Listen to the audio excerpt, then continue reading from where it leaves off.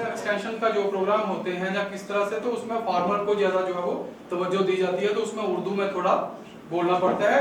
English Urdu जो लफ्ज मिलेंगे उसमें से हम थोड़ा सा डिस्कस करेंगे फीड के बारे में, ठीक है।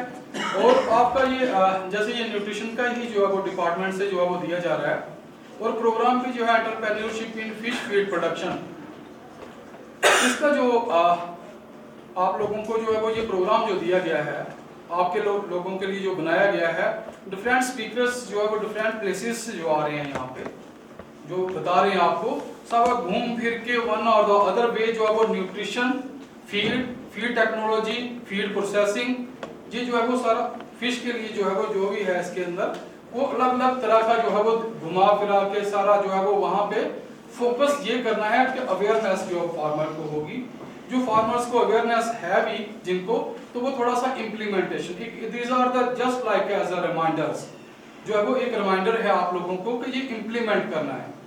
जैसे कि आप लोग डॉक्टर के पास जाते हैं कि यहाँ मैं बीमार हूँ, ये है, वेट बढ़ गया है, शुगर है, ब्लड प्रेशर है, जैसे मुझे है, तो पता मुझे भी है, पता डॉक्टर को भी है, ठीक है ना। तो डॉक्टर्स हमें कहते हैं कि हाँ बात करनी चाहिए, पता मुझे है, लेकिन एक डॉक्टर के पास जाते वो कहता है तो फिर थोड़ा सा इंप्रेशन इस तरह से जाता है, इम्पैक्ट उससे पड़ता है, फिर हम उसको अपनी जिंदगी में जो वो फॉलो करते हैं, है ना।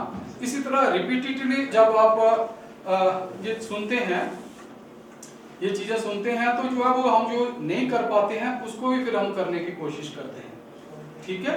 ये एक रिमाइंडर है, या हम ये 2 वे प्रोसेस होती है सीखना, जो लेक्चर्स जो है वो इतना कोई रॉकेट साइंस नहीं है, इसके अंदर फार्मर्स के लिए जो स्टूडेंट्स के लिए जो बनाया जाता है, ये सिर्फ जो है वो रिमाइंडर्स हैं। स्टूडेंट्स यहाँ पढ़ते हैं, कुछ स्टूडेंट्स तो इसमें जो बैठे हुए हैं वो मेरे से ज्यादा अच्छा जानते हैं, जो हमारे जो है वो पढ़ के उन्होंने पढ़ेगा, जो पढ़ेगा उसको आता है, जो नहीं पढ़ेगा तो उसको नहीं आएगा।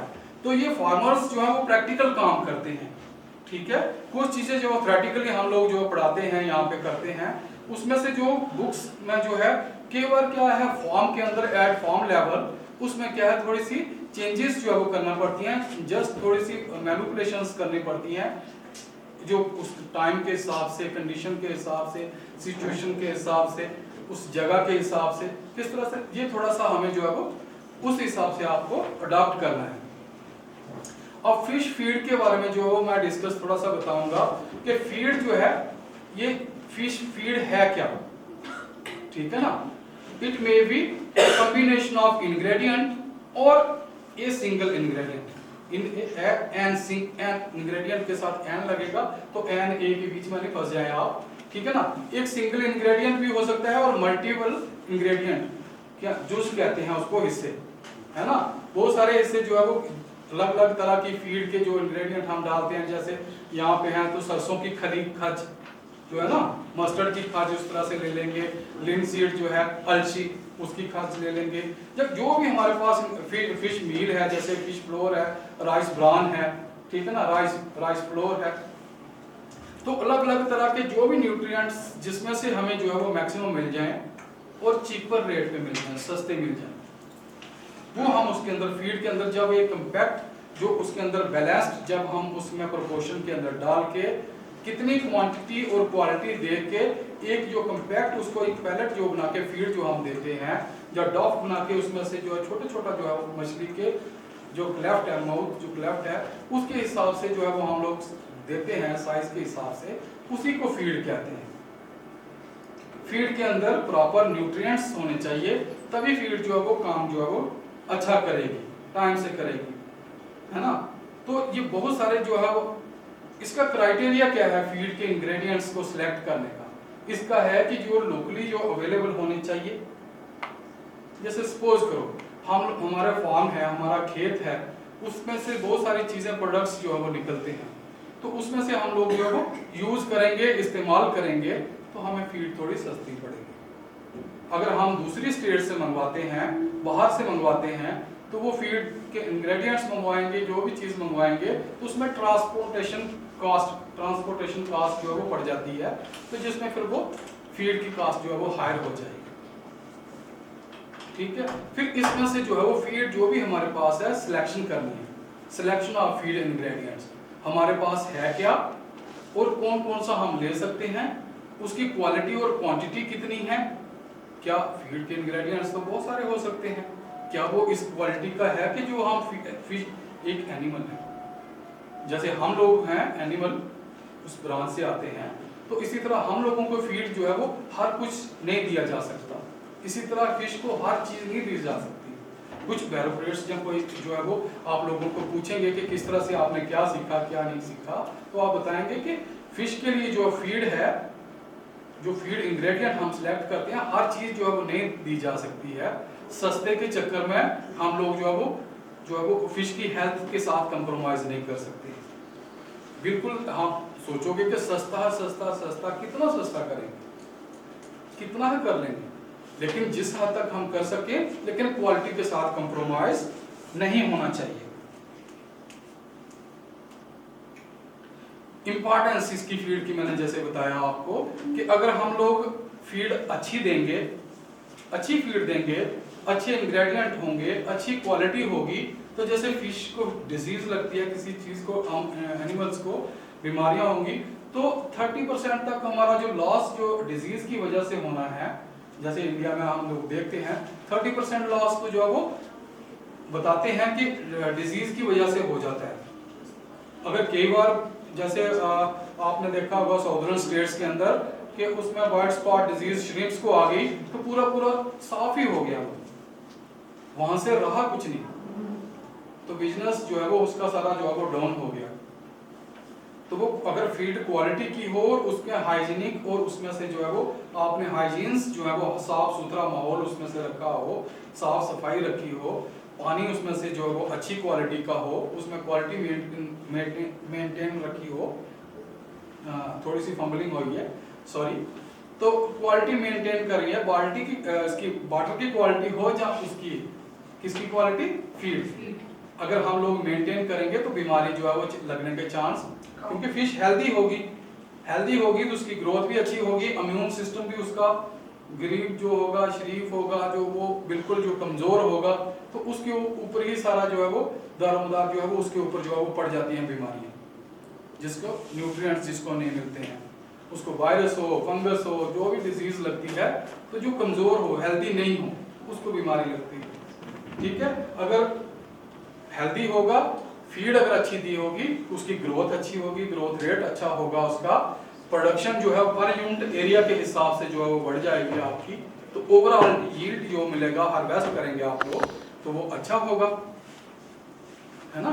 फिश अगर उसमें इंक्रीज रिप्रोडक्टिव एफिशिएंसी, अगर आप लोग फिश पाल रहे हैं, किस पर्पज के लिए पाल रहे हैं, अगर आप खानी है फिश, बेचनी है फिश एज एडिबल पर्पज के लिए, खाने के लिए एज ए फूड देनी है, तो उसकी जो ग्रोथ उसकी जो है वो अच्छी हो जाएगी। अगर आपने उसमें से अंडे बच्चे उसमें से पैदा करने हैं, तो ग्रोथ उसकी जो है वो देखनी है, उसमें ब्रूडर्स को जो है वो उसमें ध्यान रखना पड़ेगा। अगर फीड प्रॉपर देगी तो रिप्रोडक्टिव एफिशिएंसी जो है वो उसकी बढ़ेगी, अच्छे उसमें से अंडे आएंगे, अच्छा मिल्क आएगा, अच्छे उसमें से जो है वो सर्वाइवेबिलिटी रेट भी इसमें बढ़ेगा, लंबी लाइफ जो है वो जी सकता है।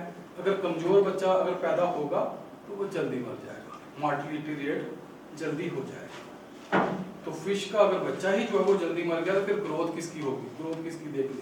तो इसलिए फीड जो है वो बहुत इंपॉर्टेंट रोल प्ले करती है हमारा एक्वाकल्चर के अंदर, एक्वा फीड के अंदर, जो हमारी फिश के अंदर। तो इसलिए जो है वो फीड की तरफ जो है वो ध्यान देना है।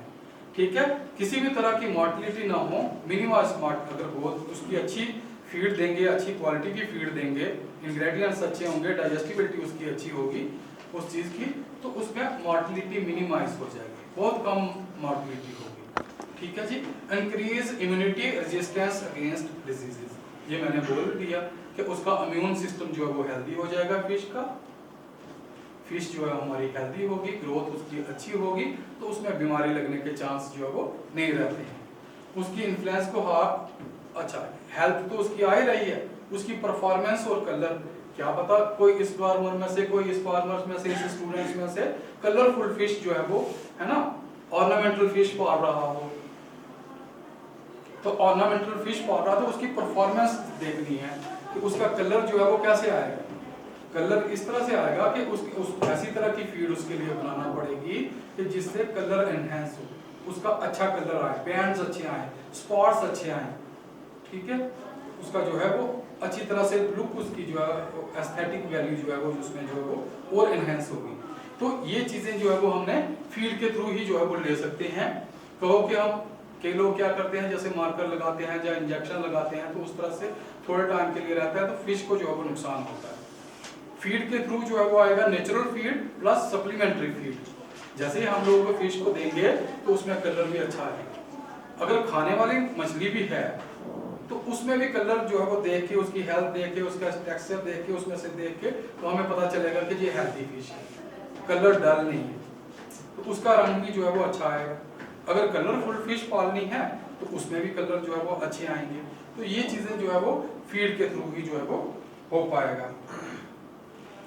अब फीड के इंग्रेडिएंट्स जो है हमें सिलेक्ट करने हैं, दूर से नहीं, लोकली अवेलेबल होने चाहिए। आसपास का जो है वो पहले देखना है कि अपने फार्म के ऊपर क्या है, फिर अपने मोहल्ले में देखना है, फिर अपने गांव में देखना है, फिर उसके बाद अपनी स्टेट में देखना है, फिर दूसरी स्टेट में देखना है, फिर अपने कंट्री में देखना है कि आपके मुल्क के अंदर जो है वो मिलना चाहिए, फिर नहीं हो तो फिर फॉरेन से मंगवानी। तो ये एक मतलब अपने घर से स्टार्ट करके ऐसे ऐसे करके हम सिलेक्ट करना है कि जो नियरेस्ट पड़े, जो पास में पड़े, वो वाले वहां से जो है हमने इंग्रेडिएंट्स जो है वो सिलेक्ट करने हैं, लेने हैं। अच्छा, फिर जो सिलेक्ट करने हैं तो उसमें जो है वो हमने देखना ये है कि हमने सिलेक्ट कर लिया, ये वाले हमारे पास हैं, हमारे पास 10 हैं, 5 हैं, किस तरह के क्या क्या है हमारे पास इंग्रेडिएंट्स, तो उसमें से जो है वो न्यूट्रिएंट्स अवेलेबिलिटी किसकी है। हमने जो है वो कोई इंग्रेडिएंट इस तरह डाला, इस तरह से न्यूट्रिएंट्स, बंद करो इसको प्लीज, तो उसके अंदर जो है वो बंडल ऑफ न्यूट्रिएंट्स हैं, एक इंग्रेडिएंट के अंदर बंडल ऑफ न्यूट्रिएंट्स हैं, लेकिन उसमें क्वांटिटी और क्वालिटी जो है वो उतनी नहीं होगी जितनी फिश को चाहिए। इसलिए हम ज्यादा से ज्यादा जो है वो उसमें से इंग्रेडिएंट जो है वो चूज करेंगे, उसका प्रोपोर्शन लेंगे किसमें कि जिसके अंदर न्यूट्रिएंट्स हों और अवेलेबल फार्म के अंदर हों। जैसे मैं आपको एक एग्जांपल देता हूं कि जैसे यहाँ पे मैंने लास्ट जो लेक्चर हुआ था उसमें भी बताया था कि एटीएम के अंदर बहुत सारे पैसे भरे हुए हैं, ठीक है जी, उसमें भरे हुए हैं बहुत सारे पैसे, लेकिन उसमें से आपके पास कार्ड नहीं है, जहाँ अवेलेबल नहीं है आपको, तो वो क्या कर रहे हैं। इसी तरह एक इंग्रेडिएंट है जहाँ कॉम्बिनेशन ऑफ इंग्रेडिएंट है, तो उसमें न्यूट्रिएंट्स तो बहुत हैं लेकिन वो अवेलेबल नहीं हो रहे हैं, किसी तरह से उसके अंदर बाइंडिंग हो गई है, कोई किसी तरह के उसके अंदर एंटी न्यूट्रिशन फैक्टर की वजह से जो है वो बाइंडिंग हो रही है, बाइंडिंग हो गई, तो अब वो जो अवेलेबल फार्म के अंदर नहीं है, वो फिश को मिल नहीं रहे हैं, जैसे फिश लेती है ऐसे ही निकल जाते हैं, तो वो पॉन्ड को भी खराब करेंगे। तो हमें देखना है कि न्यूट्रिएंट्स होने चाहिए उसके अंदर, अवेलेबल फार्म के अंदर भी है कि नहीं है, ठीक है ना, खाने लायक भी है कि नहीं है, डाइजेस्टिबिलिटी उसकी बनेगी कि नहीं, जो फिश की जितनी रिक्वायरमेंट है क्या उस क्वांटिटी के अंदर है, क्या उस क्वालिटी के अंदर है, क्या उसकी क्वालिटी ठीक है, जो हम जिस फिश का हम कल्चर कर रहे हैं क्या उसके लिए ठीक है, उसको मुफाद देगी, फायदा देगी। फिन फिश के लिए दे रहे हैं, शेल फिश के लिए दे रहे हैं, उसके बेस पे जो है वो सिलेक्शन होगी इंग्रेडिएंट की। क्या हम वार्म वाटर फिश जो है वो पाल रहे हैं, कोल्ड वाटर फिश पाल रहे हैं, कौन सी वैरायटी है, कौन सी उसके अंदर स्पीसीज है, ठीक है ना, कौन सी स्टेज है फिश की, क्या वो छोटा बच्चा है क्या बड़ा है। अब जैसे कि आप साउदर्न स्टेट के अंदर जाएंगे तो उसमें स्टंटेड ग्रोथ वाली जो है फिश फिंगरलिंग नहीं डालते, साल भर जो है वो फिश को रखते हैं बिना उसको खाए पिए, ज्यादा कुछ वो खाने के लिए नहीं देते हैं, स्टंटेड ग्रोथ रहती है।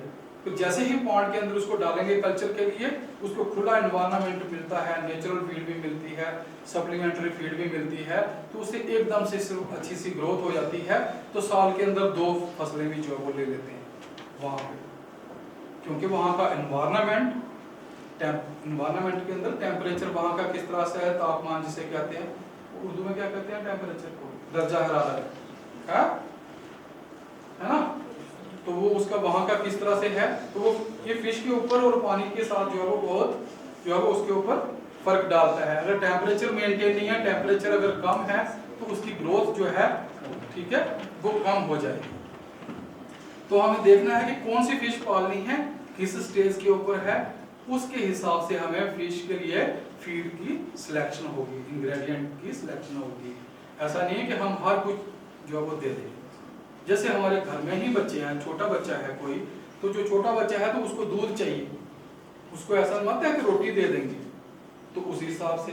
थोड़ा सा बड़ा हो गया तो उसको जो है सेरिलैक देते हैं जैसे हम लोग, तो उस हिसाब से देना है। फिर और बड़ा हो गया फिर मुर्गा मच्छी भी दो, उसमें क्या है, ठीक है ना, फिर जो मर्जी खाए। तो इसी तरह हमारी फिश जो हम पाल रहे हैं वो किस स्टेज के ऊपर है, उसको देख के उस हिसाब से खाना देना है, उसको उस हिसाब से फीड देनी है, क्वालिटी और क्वांटिटी के हिसाब से। ठीक है जी। क्या फिर फिश की इसमें देख लेना कि ये डाइजेस्टिबल हो भी रहा है कि नहीं। डाइजेस्ट अगर नहीं होगा फिश को, फीड अगर डाइजेस्ट नहीं होगी तो फिश को प्रॉब्लम करेगी, नहीं तो फिर वो वाटर क्वालिटी को प्रॉब्लम हो जाएगा, वाटर उसकी क्वालिटी जो है वो खराब हो जाएगी। तो फिश को फिर देखो ये सिस्टम होता है, एक सिस्टम का इफेक्ट जो है वो सराउंडिंग पे पड़ता है और सराउंडिंग का इफेक्ट्स जो है वो सिस्टम पे पड़ते हैं, दोनों तरफ से जो है वो सिस्टम। अगर सिस्टम ठीक है और सराउंडिंग खराब है तो उसका इम्पैक्ट पड़ेगा। जैसे कि हम दिल्ली में चले जाएंगे, आप लोग देख रहे हैं, तो वहां पे देखा होगा कितना पोल्यूशन है, तो ह्यूमन बीइंग्स को, बच्चों को, कितने बच्चों को अस्थमैटिक डिजीजेस हो गई पोल्यूशन की वजह से।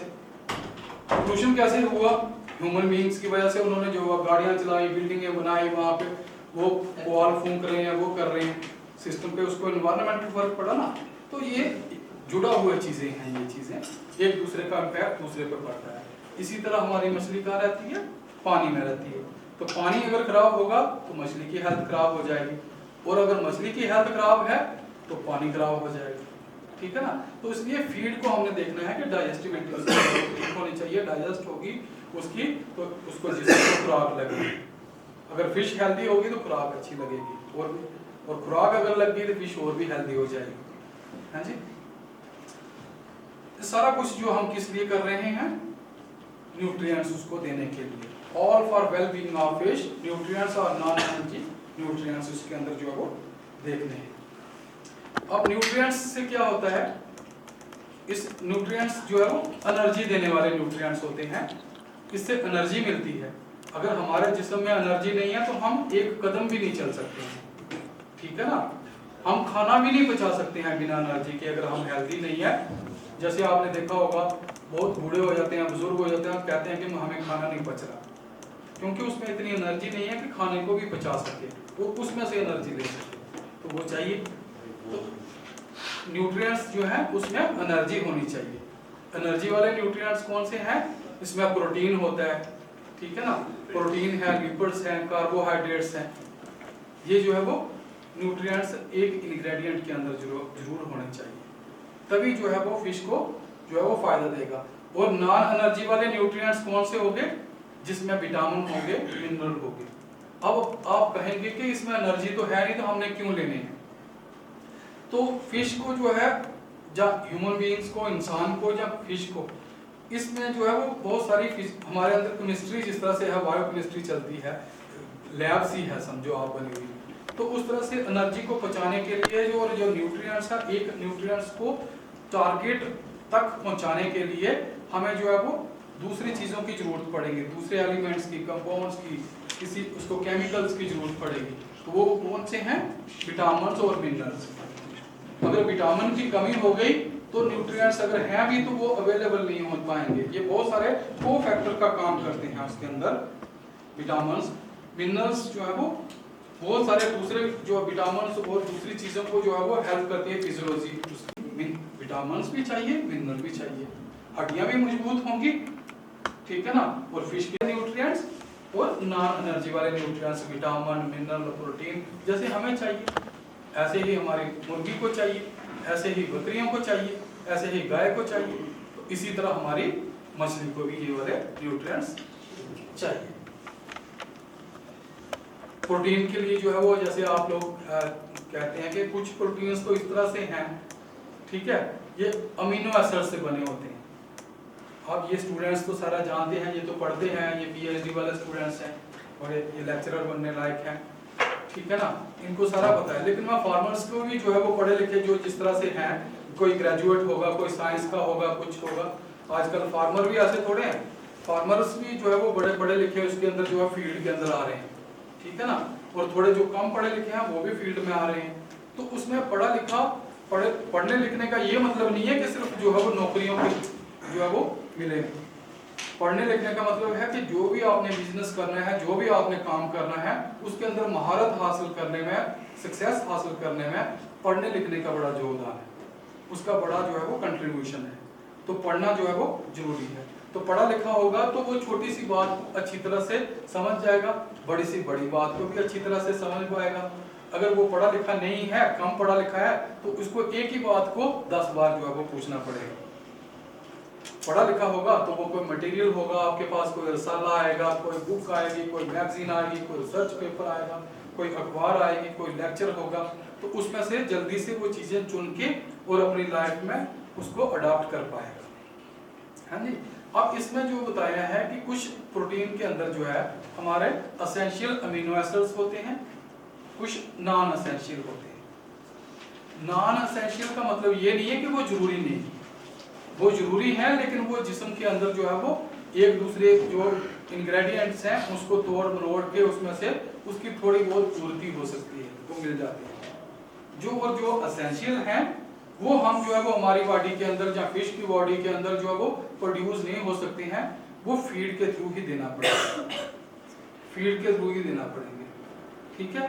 और वो वाली फीड जो मुंह के से जाती है, ठीक है ना, उसके अंदर कोई इंजेक्शन जो है वो काम नहीं करेगा, कोई दूसरा चीजें जो है वो काम नहीं करेगी। तो वो वाले न्यूट्रिएंट्स जो है वो एसेंशियल अमीनो एसिड्स जो है वो क्या चल नहीं रहा यार,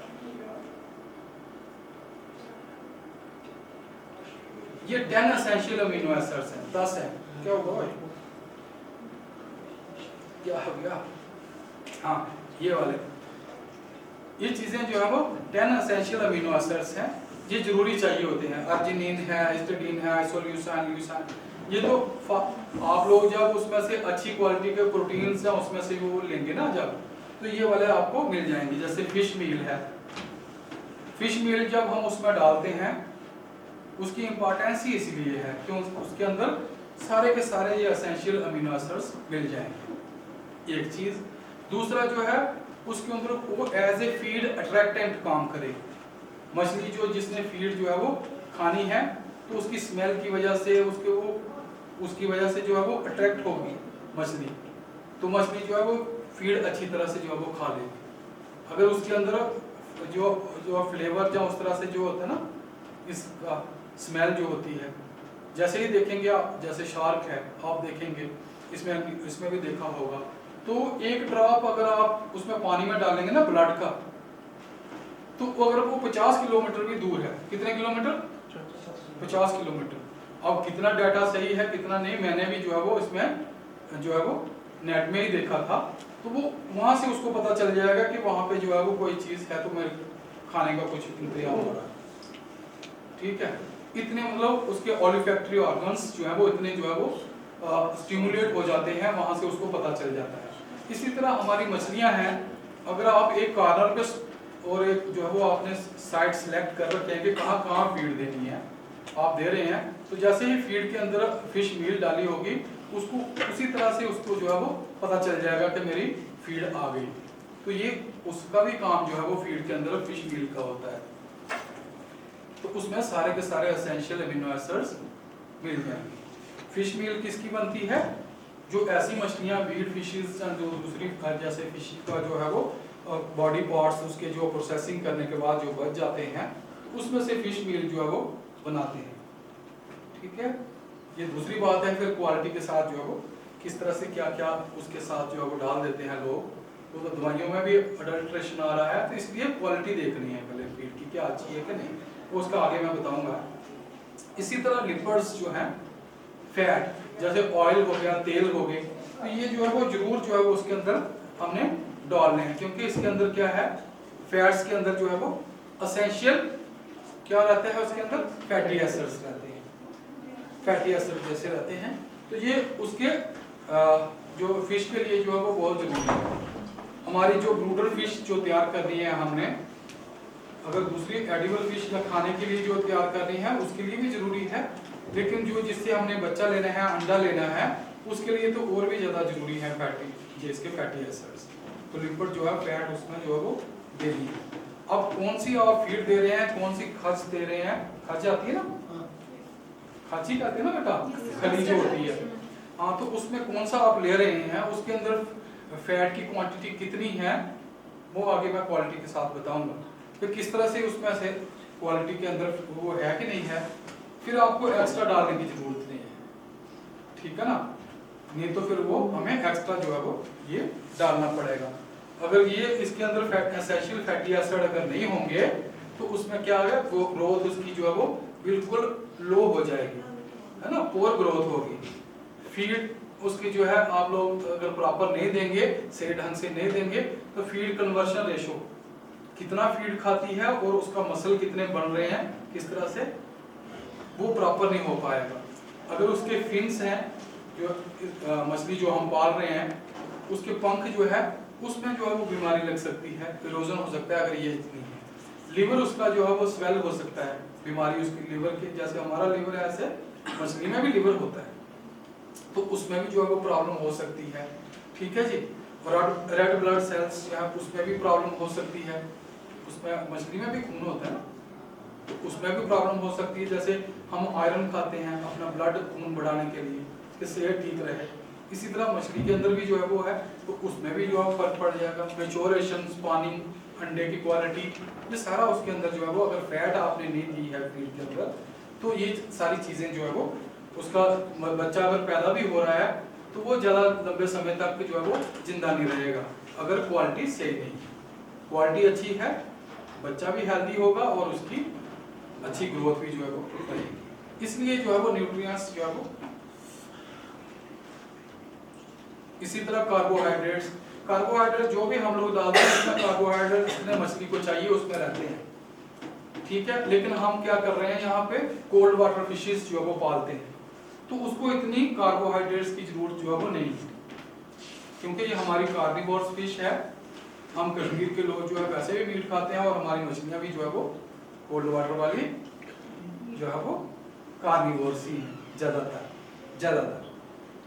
तो इसलिए ये जो है वो कार्बोहाइड्रेट्स की इतनी जरूरत नहीं है। लेकिन फीड के अंदर जो इंग्रेडिएंट डालते हैं हम लोग, चाहे कुछ भी डालें, राइस ब्रान ले रहे हैं, व्हीट ब्रान ले रहे हैं, ठीक है ना, जो उसके अंदर डाल रहे हैं, तो उसमें कार्बोहाइड्रेट मछली के लिए सफिशिएंट होता है, सस्ता होता है।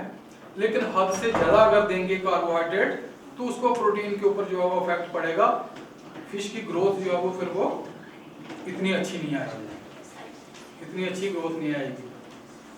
कार्बोहाइड्रेट डालने से डाइट जो है वो, फीड जो है वो सस्ती हो जाएगी, मगर एक हद तक ही दे सकते हैं। 20-25% से ऊपर अगर देंगे, ये 30% जैसे ही ऊपर जाएगा तो उसकी ग्रोथ जो है फिर वो अच्छी नहीं रहती है मछली की, इसलिए क्योंकि वो अच्छी तरह से पचा नहीं सकती हैं हमारी मछलियाँ।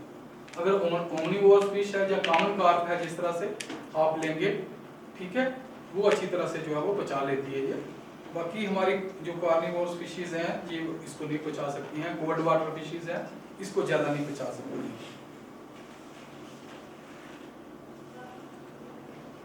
जो जैसे पानी के अंदर जो है वो नेचुरल इसके फूड, फिश फूड ऑर्गेनिजम्स जो होते हैं, छोटे छोटे कीड़े होते हैं, उसमें से भी इनको जो है वो कार्बोहाइड्रेट्स मिल जाते हैं। आर्टिफिशियल फीड देते हैं, उसमें भी जो है वो मिल जाते हैं।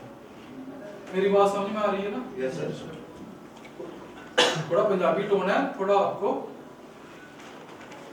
अपने अपना यहाँ पे आदमी होता है जिस जगह का रहने वाला, उसमें थोड़ी सी आ ही जाती है। उर्दू बोले, इंग्लिश बोले, जो भी बात करें, थोड़ा सा स्टूडेंट हमारे बच्चे तो जो है वो सारा अब इनको पता है, मैं जैसे बोलूँगा तो वो समझ जाते हैं। आपको थोड़ा आ रहा है ना समझ में अच्छी तरह से? ठीक है। इसी तरह विटामिन्स और मिनरल, विटामिन्स और मिनरल्स जो है वो ये भी जरूरी है। जैसे मैंने बताया fat soluble vitamin A, D, E K, ये 15 जो है वो हमें जो है फिश को जो है वो जरूरत होती है इन चीज़ों की। माइक्रो मिनरल्स भी इसके अंदर आ गए, मैक्रो मिनरल भी आ गए, तो सारे फीड के अंदर ही जो है वो मिलेगी।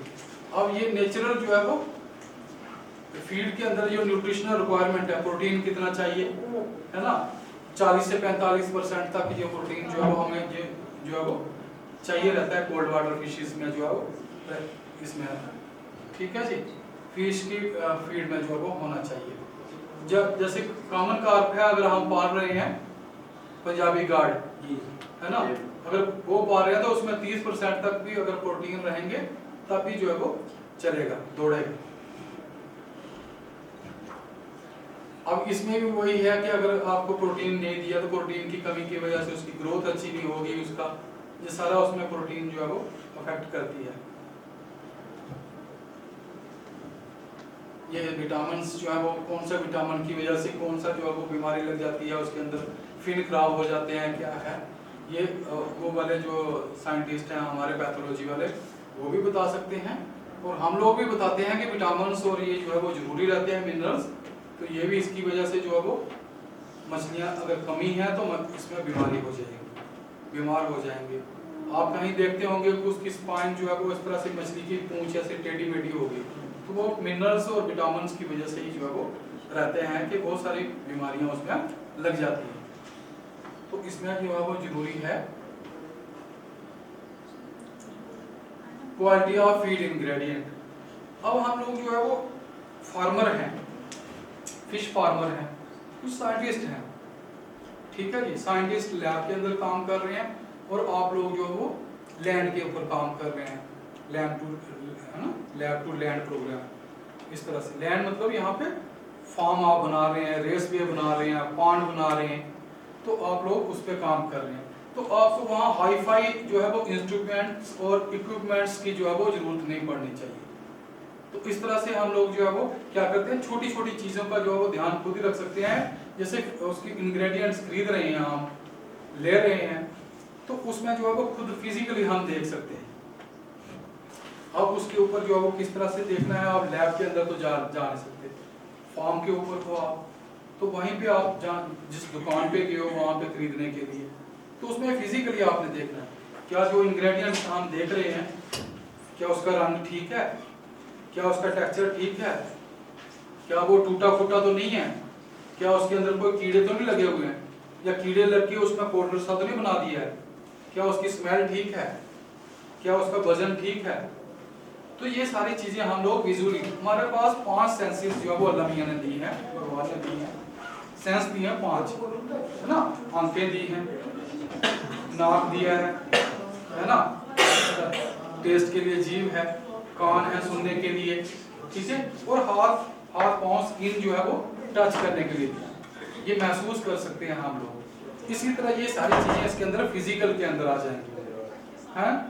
तो उसमें हम देख के जो है वो पता लगा सकते हैं क्या कलर उसका कैसा है, कोई टूट फूट तो नहीं है, होलसम है ना, होलसमनेस है उसके अंदर, पूरा ग्रेन है, कहीं टूटा फूटा तो नहीं है, ठीक है जी। डेंसिटी उसका डेंसिटी ठीक है, टेक्सचर ठीक है, ये देख सकते हैं। अब केमिकल जो है वो हम लोग एनालिसिस जो है वो फॉर्म के ऊपर जो है वो नहीं कर सकते हैं। ये लैब के एनालिसिस जो है वो होते हैं, वो लैब से ही जो है वो पता चलेगा कि कौन सा न्यूट्रिएंट कितनी क्वांटिटी के अंदर उस इंग्रेडिएंट के अंदर है। तो लैब वाले टेस्ट करके हम लोगों को पता चलता है। जैसे जेल डाल एक वो ऑपरेटस आता है, उससे हम प्रोटीन देख सकते हैं, सॉफ्टलेट है उससे हम फैट देख सकते हैं, ओवन जिस तरह से रखा है उसमें मॉइस्चर कितने हैं, मतलब पानी की नमी कितनी है इंग्रेडिएंट के अंदर, वो देख सकते हैं। ये सारी जो है वो उसमें से जो है हमें पता चल जाएगा कि कौन सा न्यूट्रिएंट कितनी क्वांटिटी के अंदर है, ठीक है जी, है ना। ये सारा केमिकल और बायोलॉजिकल मेथड्स जो होते हैं ये आप लोग भी देख सकते हैं। हमने इतनी फीड दी और उसकी इतनी ग्रोथ हुई, हमने इतना फीड दिया और इतने किलो की मछली बन गई, ठीक है जी। एक दिन में इतना दिया, इतना पर डे जो है वो हिसाब से ग्रोथ हो गई, है ना। ग्रॉस जो है वो कन्वर्शन एफिशिएंसी जो है वो किस तरह से जो है वो उसका कितना इंप्रूवमेंट जो है वो रहा है। नेट प्रोटीन यूटिलाइजेशन, कितना हमने प्रोटीन दिया और उसकी बॉडी के अंदर कितना रिटेन हुआ और कितना निकल गया। डाइजेस्टिबिलिटी देख सकते हैं, क्या मछली को जो है वो सारा हमने जो है वो खाना दिया, क्या पच रहा है कि नहीं पच रहा, किसी तरह से कॉन्स्टिपेशन नहीं है, किसी तरह के डायरिया उसमें से जो है लूज इस तरह से तो नहीं आ रहा। ये जो है वो हम लोग को मछली हमारी फिश जो है पानी के अंदर रहती है, हमें नहीं पता चलता है। लेकिन जब हम फ्लोटिंग फीड वगैरह डालते हैं तो उसमें देखते हैं कि हाँ फीड प्रॉपर ले रही है, वो अगर प्रॉपर फीड ले रही है तो इससे हमें पता चल जाएगा कि हाँ वो फिश हेल्दी है, ठीक है। और हेल्दी फिश एक आध सैंपल जैसे हफ्ते में एक बार, 10 दिन में एक बार आप सैंपल लेके उसमें से फिश को बीच में से देख सकते हैं नेट डाल के कि हाँ ग्रोथ ठीक चल रही है। वो एक ही उसके अंदर जो है वो रहती है पॉन्ड के अंदर उसी तरह से। तो अगर एक मछली को बीमारी हुई तो बाकियों के भी लगने के चांस रहते हैं, ठीक है। फंगल डिजीज हो, अगर बैक्टीरियल डिजीज हो, वायरस डिजीज हो, इस तरह से लगेगी बाकी। वो न्यूट्रिशनल डिजीज जो है वो इंडिविजुअल होती है, जिस मछली को कम खाना मिला बीमारी उसी को होगी, ठीक है ना, कमजोर वही रहेगा।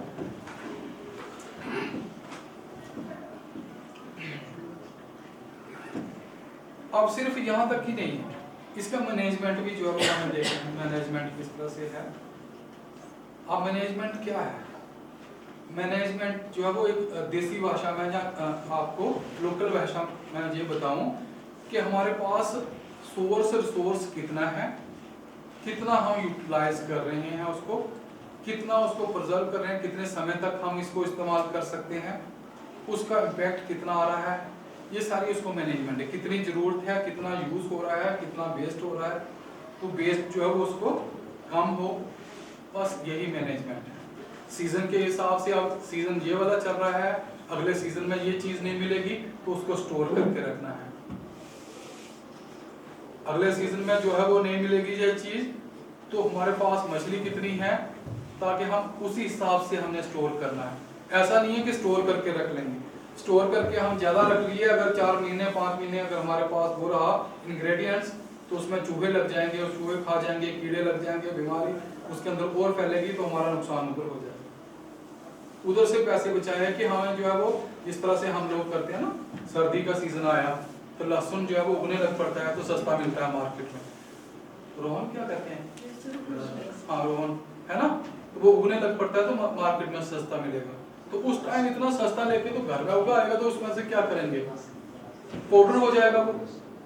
आप समझ रहे हैं ना, मैं एक एग्जांपल देके बात बता रहा हूं। इसी तरह ज्यादा आप अगर वहां पे स्टॉक करके रख लिया तो घर में खराब हो गया। तो यही मैनेजमेंट है कि हमें उतना लाना है जितना हमारी रिक्वायरमेंट है, और जो सरप्लस उतना लाना है कि जो सीजन तक जो है वो हमारे पास फिश कितनी कल्चर कर रहे हैं, कितना हमारी मतलब फैमिली कितनी है, उस हिसाब से सर्दियों के लिए हम स्टॉक रखते हैं ना घर में, उसी तरह से हमने रखना है। एक्स्ट्रा रख लेंगे, 2-3 दुकानें खरीद के पूरा सारा रख लेंगे तो वो वेस्ट हो जाएगा इंग्रेडिएंट। तो इसलिए यही चीज है कि हमें कितना अरेंज और मैनेज करना है फीड को कल्टिवल फिशेस के लिए, ठीक है।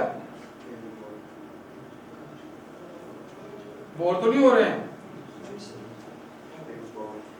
इसमें मैनेजमेंट है कि चूज करना है फिश को जो है हम लोग राइट फीड जो दे रहे हैं, सही दे रहे हैं कि नहीं दे रहे, ठीक है ना, करेक्ट फीडिंग मेथड है कि नहीं है, कौन सी फिश को कौन सी फीड दे रहे हैं, कैसे दे रहे हैं, कौन सा मेथड यूज कर रहे हैं, ये सारा उसके अंदर जो है वो आपको आना चाहिए।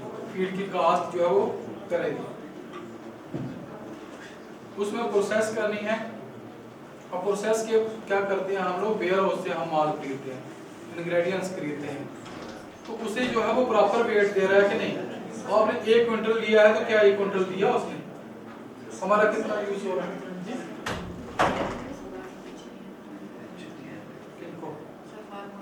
अच्छा ठीक है, इसमें वेइंग वेट प्रॉपर होना चाहिए। ग्राइंडिंग जो है वो किस तरह से करते हैं, ग्राइंड जो है वो मिल से करनी है ताकि उसका साइज छोटा हो जाए। साइज छोटा क्यों करना है कि उसका सरफेस एरिया जो है वो उसका बढ़े तो इम्पैक्ट हो तो उसमें बाजार अच्छी तरह से हो। इस तरह स्टीम करनी है, किसी तरह के छोटे मोटे कीड़े उसके अंदर हैं तो वो मर जाएं और प्रॉपर कुकिंग हो जाए फीड की और डाइजेस्टिबिलिटी उसकी बढ़ जाए। पैलेट बनाना है ताकि वो बिखरे ना फीड पॉन्ड के अंदर, छोटा सा पैलेट जो है वो बन जाए ताकि पूरा पैलेट जो है वो फिश खा सके, वो पानी के अंदर बिखरे ना और वो जो पानी को खराब ना करे, और फिश जो है वो सिलेक्ट करके इंग्रेडिएंट ना ले ले। इसलिए नहीं तो अगर अलग अलग होगी फीड तो उसमें से चुन चुन के फीड खा लेगी, पैलेट होगा तो पूरा जैसे कैप्सूल है पूरा उसमें चला जाता है। इसी तरह उसको ड्राइंग करना जरूरी है सुखाना फीड को बनाने के बाद। नहीं तो अगर मॉइस्चर उसके अंदर ज़्यादा हो गया तो उसके अंदर फंगस जो है लग जाएगी। 13% से ज़्यादा अगर होगा तो उसमें फंगस जो है वो लग जाएगी। फिर बैग के अंदर, कंटेनर्स के अंदर आप उसके अंदर रखेंगे सूखी जगह, जिस तरह एरिएशन जिसमें प्रॉपर हो उसमें कर सकते हैं। कितनी आप जो है वो फिश को फीड देनी है, कितना साइज है फिश का, उसके ऊपर जो है वो डिपेंड करता है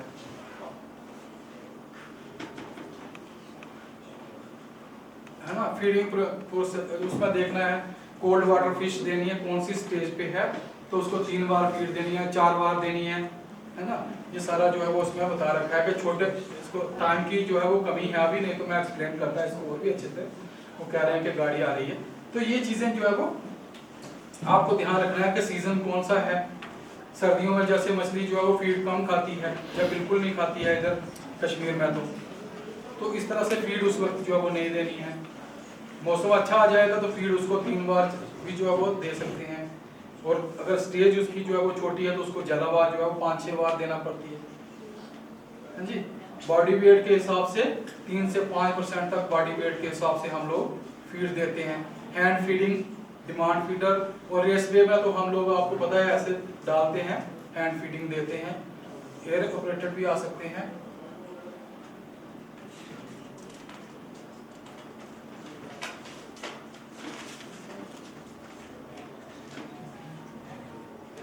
ये उसमें जो है वो डिमांड फीडर जो है वो पॉन्ड के अंदर लगाना है तो इस तरह से लगा सकते हैं कि खुद रोए नहीं डालना है, उसमें फीड डालेंगे, मछली जो है वो उसमें से फीड ले लेंगे। Thank you.